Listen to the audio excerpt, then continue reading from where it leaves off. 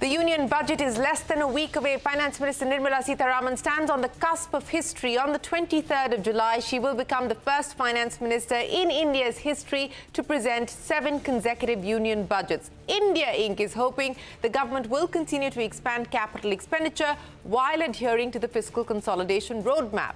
FICCI is calling for Capex to be hiked by 25% to 11.8 lakh crore rupees, also calling for a status quo on corporate tax. The industry body is also batting for revamping the goods and services tax. It's calling for a 3-slab structure and changes to ensure smoother operations of the input tax credit regime. Businesses are also hoping the government will operationalize the 1 lakh crore rupee corpus to bolster research and innovation, which was announced in the interim budget.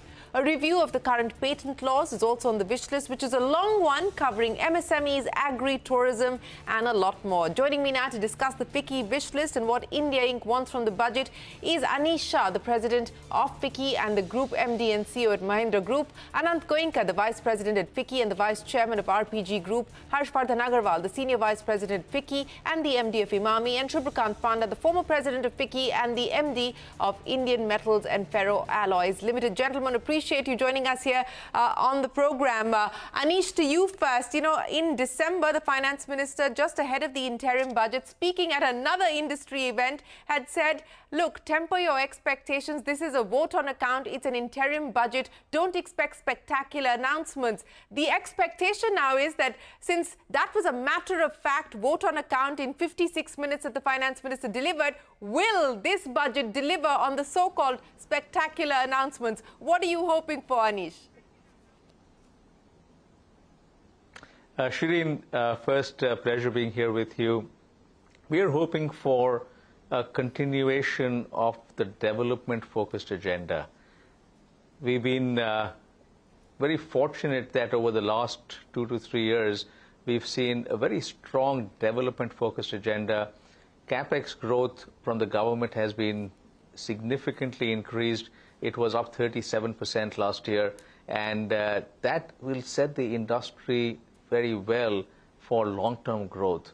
It will set up India very well in terms of being a competitive global power, and that has resulted in a number of benefits with regard to spend on infrastructure, actions that will eventually reduce the cost of manufacturing in India, actions that will also help improve farm productivity. So all of these things have been set up over the last few years in the right way. We would expect that to continue. And in fact, in many ways, that is more important than any spectacular announcements. Yes, continuity is more important than spectacular announcements. And I think if one looks at the complexion of this government, that is what the Prime Minister has done. It is virtually the same set of ministers across some of the key portfolios, including the Finance Ministry, where we do have Finance Minister Nirmala Sitharaman creating history by presenting the 7th consecutive budget. But Anant Goenka, you know, let's talk about what has changed since the interim budget. And the 2 significant factors that are different since the time that the interim budget were presented is that tax collections are even stronger. And you have that RBI bonanza coming in, a higher dividend than what was factored in by the government. In fact, a significantly higher dividend than what was factored in by the government. That's on the math side. On the political side, of course, there is a mandate where the government or the BJP has lost majority. And the question is whether that is going to weigh on the mind of the finance minister and on this budget in any form or fashion. How do you see this balance moving forward? Right. I think it's a great situation that the government is in today, where they do have some good tax collections as well as dividends. So they do have the space, and we hope that they will continue to do the capital investments that they have been doing.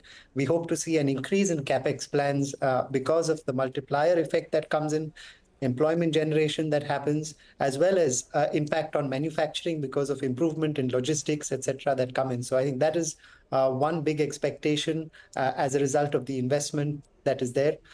Second is, I think that employment generation will be a top priority for the government. We do have a large number of skilled or people who are ready to be employed. On the other side, we are seeing manufacturing needing people. So skilling will be an important priority, I think, or should be an important priority for the government to make sure we are able to match the skills that the industry needs in some way. We've seen great success of the PLI schemes as well. And once again, to boost manufacturing, some continuity in the PLI schemes with a little bit more focus on labor intensive sectors will certainly help. So these are certainly some areas where we hope that the government will continue that work and only add more over time. Other industry bodies are also seeking employment-linked incentives for MSMEs, etc. Do you believe that the budget will address the jobs issue? I believe so. I think for the government, inclusive growth is an important agenda. And from that perspective, employment generation is very, very important.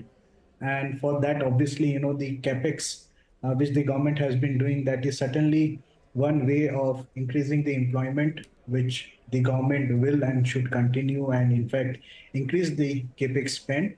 Apart from that, the PLI scheme, that we were talking about, and as Anant was saying, whether it can be more focused on few sectors which are more labor intensive. So these are few of the initiatives, which will certainly help the employment, and I do believe, it is amongst as one of the important agenda for the government. Yes, it certainly will be an important agenda for the government. Subhrakant Panda, let's talk about what the expectations now are, specifically as far as the manufacturing side is concerned. The hope is that there will be a status quo on rates specifically, but do you expect the government to announce any policy changes, whether it is to do with simplification, ease of doing business, etc., to try and ensure that we continue to attract both domestic capital as well as foreign capital specifically towards manufacturing? So, Shereen, we have spent a lot of time talking in the past and about the importance of the manufacturing sector for India. And, while the services sector has done very well, there is absolutely no doubt that manufacturing also needs to come into play in a big way to ensure that we are able to absorb all the young women and men coming into the workforce. So from that point of view, I think a continuation of what has been done in the past, which is a focus on enhancing the ease of doing business and reducing the cost of doing business. I think these are two very, very important initiatives which must continue. And in fact, just the other day at the FICCI and ECM, the Commerce Minister was also talking about wanting more suggestions from industry on how these simplifications could be brought about.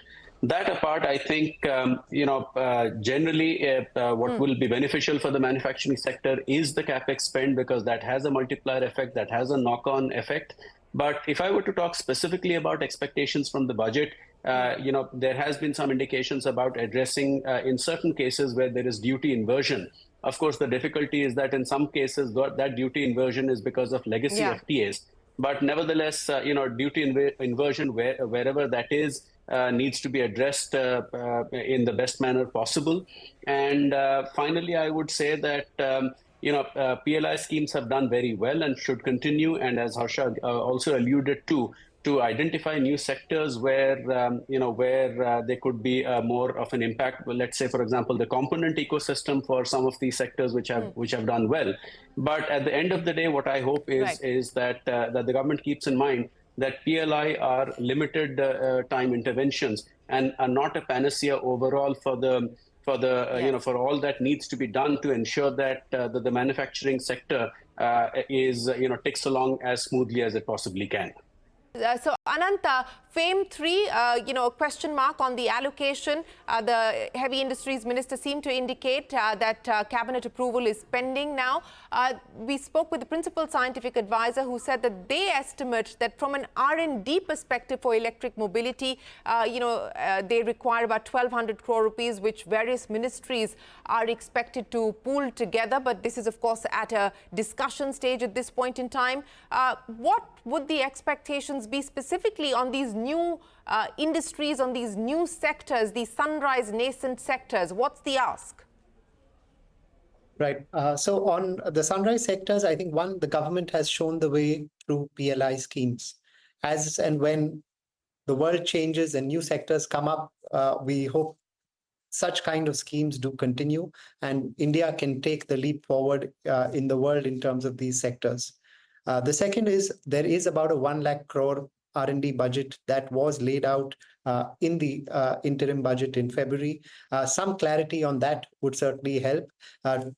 In areas such as the sunrise sectors, electrification, and so on and so forth. Electric vehicle adoption has not been at the best levels in the country yet. We are still at just about 2-3% of EV adoption at a macro level. So I think there, and again, the impact of electrification goes through on sustainability, new industry, technology, all of that. So I think the FAME 3 will be an important area for the government to provide clarity on to the industry and then accelerate EV growth as well. What's the expectation across some of these areas that have found mention previously but are yet waiting for clarity on execution?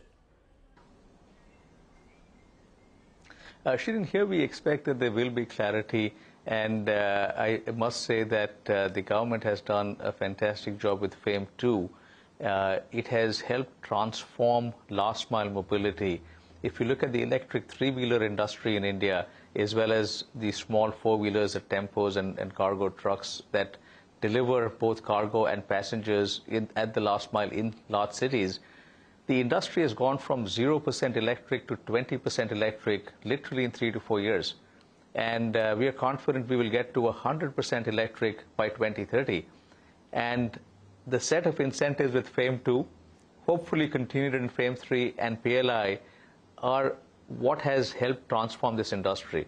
What is even more important is post-2030, the industry will not need incentives. And this is an exact example of how an incentive should work, which is a specific time period, a transformation that takes place that delivers benefits for India in terms of reducing the fuel import bill, in terms of easing pollution in cities. And this is an example that will translate into other areas as well that we've looked at, and therefore the expectation is that the government will take such targeted incentives and help drive this transformation.